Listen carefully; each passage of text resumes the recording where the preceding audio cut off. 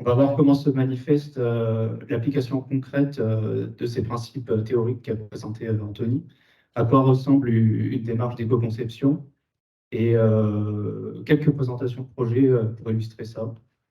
Donc une des questions principales qu'on peut se poser et à laquelle répond une démarche d'éco-conception, c'est comment on identifie les leviers d'action qui vont être les plus efficaces pour améliorer donc la performance environnementale des produits. Et donc c'est en lien avec l'affichage environnemental, le score qu'on obtient en situation initiale.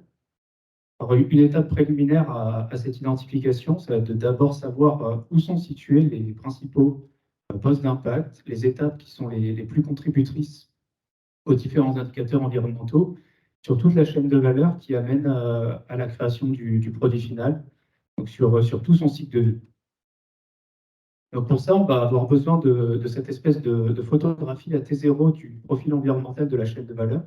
Et c'est ça que nous permet d'obtenir une analyse de cycle de vie. C'est une des raisons principales, primaires, pour laquelle on utilise l'analyse de cycle de vie pour ces démarches. C'est qu'on va avoir une vision quantitative d'où sont répartis les différents types d'impact sur le cycle de vie. Donc après, à partir de ça, tous les leviers d'action qu'on va pouvoir proposer sur ces différents postes ne vont pas avoir le même effet, présenter les mêmes bénéfices ou les mêmes contraintes de mise en œuvre. Mais ce qu'on souhaite, si on veut hiérarchiser en fait ces priorités pour améliorer l'impact environnemental d'un produit, on peut s'attendre à ce que un ciblage de nos efforts vers ces postes les plus impactants soit ce qui mène aux plus grands gains environnementaux en moyenne. Donc, pour faire cela, c'est une des étapes d'une démarche de conception. Et on va maintenant répondre à la question suivante pour savoir comment cette étape-là est intégrée à la totalité de la démarche. Quels sont les prérequis pour y arriver et qu'est-ce que derrière ça va permettre. Voilà, donc un constat général déjà qu'on peut dresser, c'est qu'on s'aperçoit qu'en général, la démarche se décline en deux volets. On a un premier volet analyse de la situation initiale et un deuxième volet, on va chercher à améliorer cette situation initiale. L'analyse de cycle de vie, elle va intervenir dans ces deux phases, dans ces deux volets à la fois. Une première fois pour caractériser l'impact à T0, comme on l'a vu juste avant. Et dans le deuxième volet, pour tester des scénarios de mise en place de changements, d'innovation sur la chaîne de valeur. Donc on va maintenant regarder un peu plus en détail les étapes qui constituent ces volets. Donc on a une première phase préliminaire, on va dire, cadre et information sur la chaîne de valeur, qui va nous permettre en fait de mieux, juste avant toute chose, de mieux comprendre le produit, la chaîne de valeur, les exigences, les spécificités du produit, aussi la diversité des pratiques qu'il peut y avoir si on étudie une production sur plusieurs sites. Et puis également des données qu'il peut y avoir en interne, puisque voilà, si on va collecter des données pour caractériser un impact environnemental, s'il y a des travaux qui ont déjà été faits, il ne faudrait pas le refaire. Donc c'est cette étape préliminaire. Ensuite, on passe à la définition du champ d'étude et du cadre méthodologique, qui va nous permettre, une fois qu'on a un peu compris l'itinéraire que fait le produit, les étapes de la chaîne de valeur, savoir ce qu'on va garder pour l'analyse. Qu'est-ce qu'on veut faire dire à l'analyse? Quelles sont les choses qu'on veut prendre en compte et les choses sur lesquelles on ne souhaite pas trop travailler ou pas. Donc ça, c'est fixer le périmètre. Et puis à l'intérieur de ces étapes qu'on prend en compte, à quel point on va aller chercher de la donnée très très précise. Voici, alors le plan de collecte des données, c'est surtout pertinent dans le cas où il y a plusieurs acteurs à auditionner pour caractériser un produit moyen. Donc c'est faire un échantillonnage, essayer d'avoir quelque chose de représentatif d'une filière. Et puis tout ce qui est normes de référence, donc ça c'est principalement dire que la CV suit des normes dont Anthony a parlé, qui seront, voilà, donc c'est une méthode normalisée, ISO 14040, 44, et des documents de référence méthodologique que sont le DRIPEF, dont vous a parlé Anthony aussi, qui permet de s'accorder avec les autres analyses de cycle de vie sur les produits laitiers, d'avoir les mêmes hypothèses, les mêmes choix méthodologiques, et aussi de fournir certaines valeurs par défaut dans le cas où on ne pourrait pas avoir accès à certaines données lors de la collecte. Bien, j'ai oublié de commenter une étape. Alors, et donc aussi, tout ça va mener à... ces deux étapes précédentes, elles vont permettre de créer ce qui s'appelle un diagramme de flux, qui est une manière graphique de synthétiser ce qu'on a appris sur la chaîne de valeur, les différentes étapes et tous les flux entrants et sortants qui peuvent intervenir à ces étapes. On va faire valider à l'entreprise et donc pour valider l'objet d'étude, en fait, les choses qui sont prises en compte. Et voilà. Donc à partir de ça, on va créer des questionnaires pour récolter les données dont on a besoin, construire les inventaires de cycle de vie en faisant du traitement de données. Donc en fait, ce qu'on va faire, c'est qu'on va traduire chaque donnée qu'on a récoltée en flux unitaire par kilogramme de produit. Donc c'est une espèce de conversion. Et ensuite, c'est une étape préalable à la conversion de ces flux unitaires en impact environnemental. Donc ça qui est fait avec un logiciel ACP Expert qui est Siva. Et donc tout ça va mener à voilà, des résultats, la rédaction d'un rapport qu'on va pouvoir aller présenter aux entreprises ensuite. Donc ça, c'est toutes les étapes qui amènent à cette photographie à T0. Ensuite va venir donc le volet d'amélioration. Qu'est-ce qu'on fait de cette photographie? On voit quels sont les postes les plus impactants. On sait a priori où est-ce qu'il faut cibler les efforts, même si ce n'est pas toujours les postes les plus contributeurs où il y a le plus de marge possible. Mais, donc voilà, on va mener tout un tas d'ateliers où on va à la fois présenter ces résultats et essayer de faire émerger de la part des acteurs de cette chaîne de valeur eux-mêmes des propositions pour diminuer les impacts sur ces postes-là. Et donc, de cette liste de propositions, on va refaire une nouvelle étude environnementale pour tester ces scénarios. Donc, bien sûr, l'adoption de ces innovations, elle ne va pas se faire sur les seuls critères environnementaux. Donc, c'est bien de croiser ça avec tout ce qu'il peut y avoir comme, là, on a mis technique, économique, c'est un exemple récurrent, mais on peut imaginer rajouter toutes les dimensions qu'on trouve pertinentes dans le cas de notre produit à nous. Voilà, donc il peut y avoir une étude sociale aussi, une étude d'avis des consommateurs, des choses comme ça. Et donc une dernière restitution des résultats sur tout ça. Donc ça, donc ces deux dernières slides, c'est un peu le tronc commun de toutes ces démarches qu'on peut observer, mais après, il n'y a vraiment rien de standardisé ou d'imposé à l'intérieur de ces volets et de ces encadrés. Donc, si ce n'est respecter la méthodologie ACV, donc on va pouvoir observer des différences d'un accompagnement à un autre en fonction des objectifs et du budget. Donc, quels sont les types d'accompagnement à disposition des entreprises pour bénéficier efficacement de cette démarche?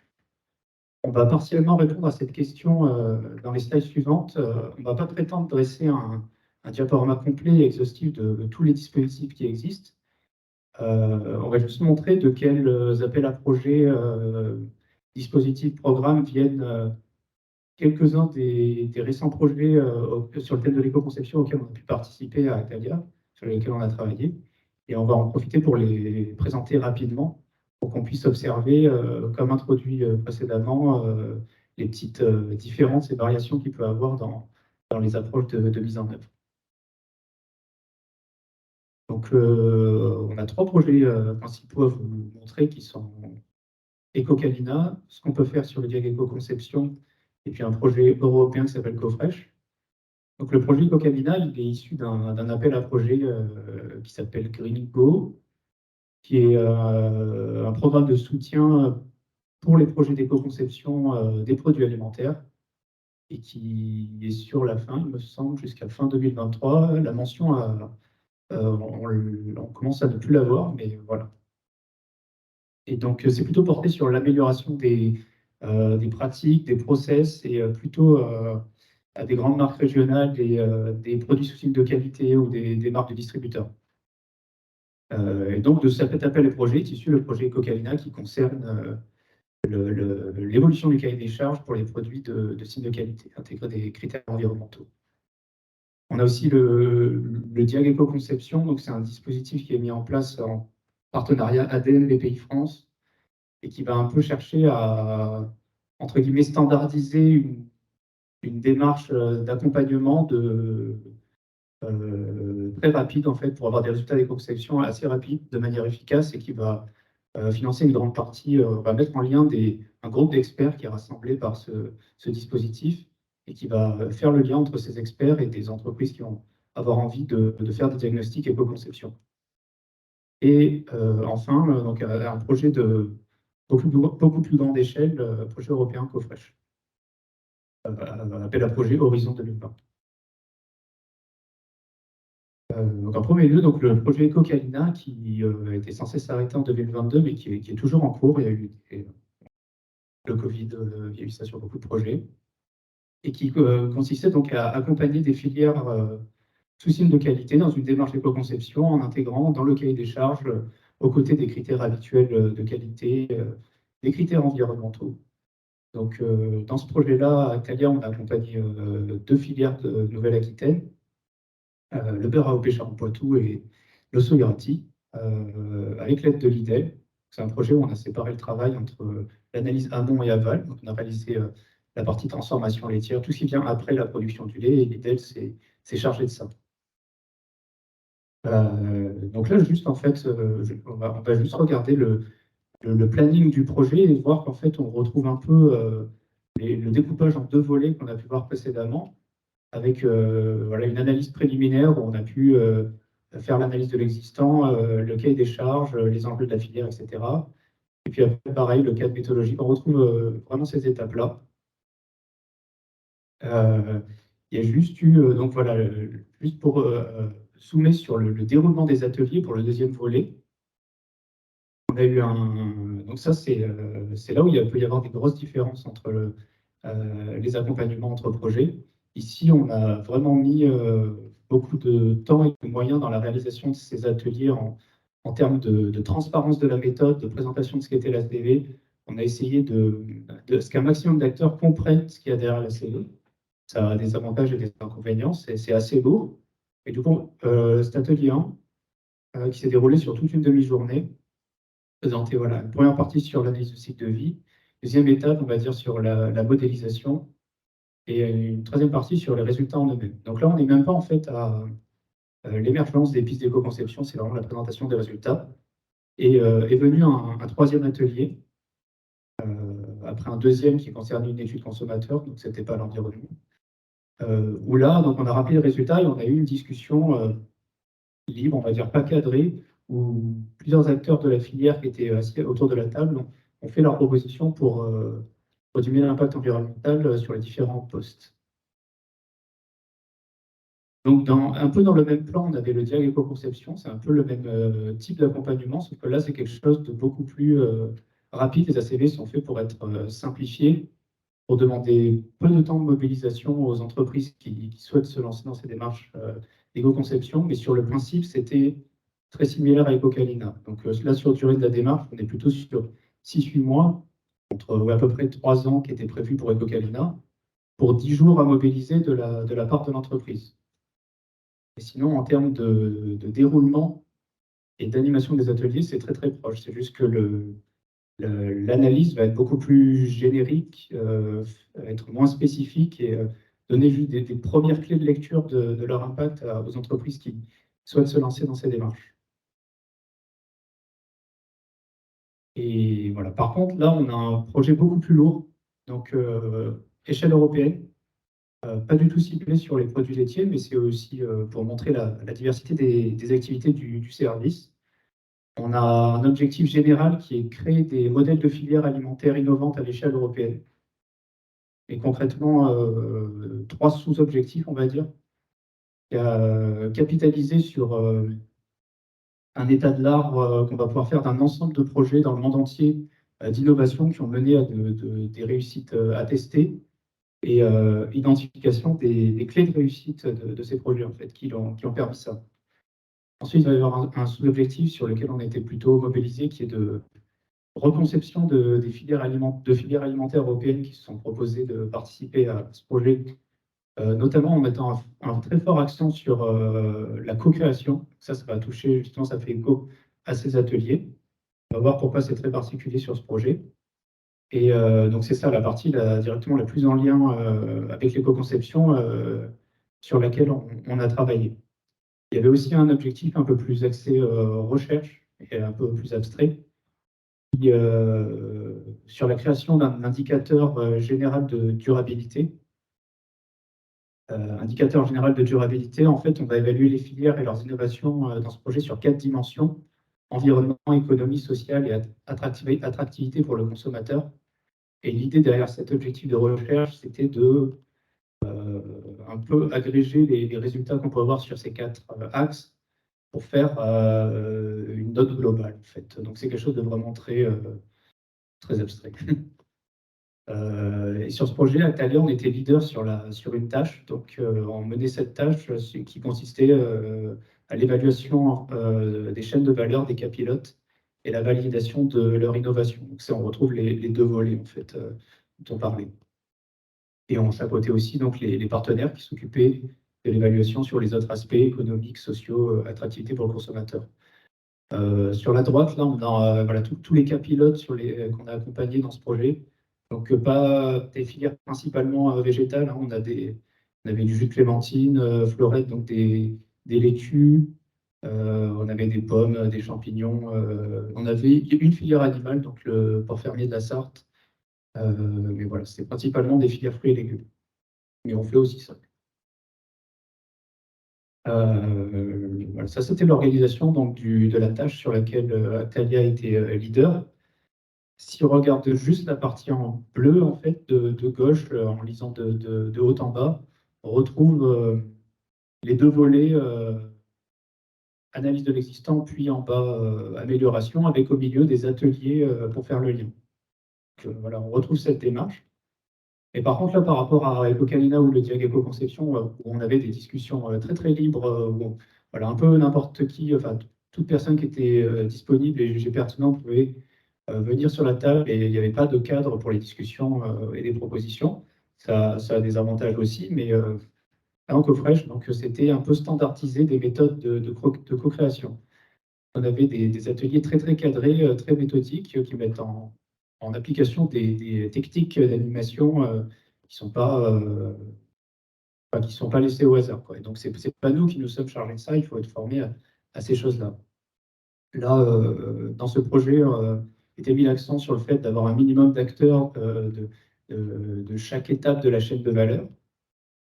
Acteurs auxquels on allait présenter les résultats environnementaux, mais aussi économiques, sociaux, etc., mais très très rapidement, pas une demi-journée comme EcoCalina, mais plutôt 5 minutes. Donc, c'est vraiment pas sur ça qu'était mis l'accent, puisqu'après, le but, c'est de passer la majorité de l'atelier à faire de la co-création. Donc, il y avait ces présentations de résultats. Il y avait aussi une autre tâche sur laquelle on leur a présenté ce qu'ils avaient pu trouver sur l'état de l'art, des chaînes innovantes, etc., pour leur donner des idées, les inspirer. Et puis, voilà, il y a eu des petits groupes qui se sont de deux grandes étapes après, où en fait, on forme des tables avec des discussions sur un aspect très spécifique de la chaîne de valeur. Donc là, il y avait des tables pour établir ce qui s'appelle une matrice SWOT, pour un peu caractériser force, faiblesse, opportunité et menace sur la chaîne de valeur. Donc 4 groupes qui tournaient pendant 40 minutes, etc., pour un peu savoir ce que tous les acteurs, quel que soit où ils soient situés sur la chaîne de valeur, voyaient de leur point de vue sur ces choses-là. Ensuite, il y est venu un autre temps où, pareil, 3 tables sur des propositions d'innovation, sur des critères, sur les aspects produits, process ou organisation. Et enfin, il y a eu un vote et une hiérarchisation de ce qui avait été retenu, pareil par une méthode assez cadrée de mise en place pour hiérarchiser tout ça. Donc, si on revient sur ces étapes dont on avait parlé tout à l'heure, on voit qu'il peut y avoir des différences sur la première étape. Voilà, si on étudie une filière entière ou monocyte, il peut y avoir différentes approches. Sur la deuxième étape, en fonction du budget, du besoin, on va pouvoir passer, enfin, varier la précision ou le périmètre de l'étude. Sur l'évaluation environnementale, en fonction des projets, on a une diversité des expertises. Sur Ecocalina, on a tout fait avec l'idée. Donc, il y avait une séparation amont-aval quand même. Au niveau des expertises technico-économiques, on s'en est chargé nous-mêmes, alors qu'on n'a pas les compétences pour faire une vraie analyse de coût-bénéfice comme il y a pu y avoir dans Cofresh, par exemple. Donc, il peut y avoir, en fonction des degrés de précision qu'on attend d'analyse, mobiliser différentes expertises. Sur le deuxième volet, voilà, sur les ateliers d'émergence, on a plutôt des discussions libres sur Ecocaina et le dialogue conception et des ateliers beaucoup plus structurés qui s'appuient sur des méthodes d'animation et objectifs précis sur Cofresh. Et donc pour l'évaluation en elle-même des pistes d'éco-conception, on peut avoir voilà, ces différents niveaux d'expertise mobilisés, un peu comme dans le premier volet, et d'autres aspects. Une différence dont je n'ai pas parlé, mais qui était importante aussi entre le groupe de projet Ecocalina, Dialogue Conception et Cofresh, c'est que dans Ecocalina, on va, à la suite des ateliers, une fois qu'on aura les pistes d'éco-conception établies, ce qu'on va fournir en termes de résultats aux filières, c'est une estimation des gains théoriques liés à ces pistes. On va modéliser le mieux possible ce qu'on pense que ces innovations vont changer par rapport à la modélisation qu'on a fait au départ. Et puis, voilà, les filières vont pouvoir profiter de ces résultats qui sont des pronostics, d'une estimation de ce qu'on peut attendre des gains environnementaux de ces pistes. Sur Cofresh, on va être sur une comparaison réelle, donc on est sur un pas de temps beaucoup plus grand, mais on va attendre que les filières mettent les innovations en place pour refaire une photographie après implémentation des innovations pour mesurer une différence réelle. Voilà, donc c'est un choix.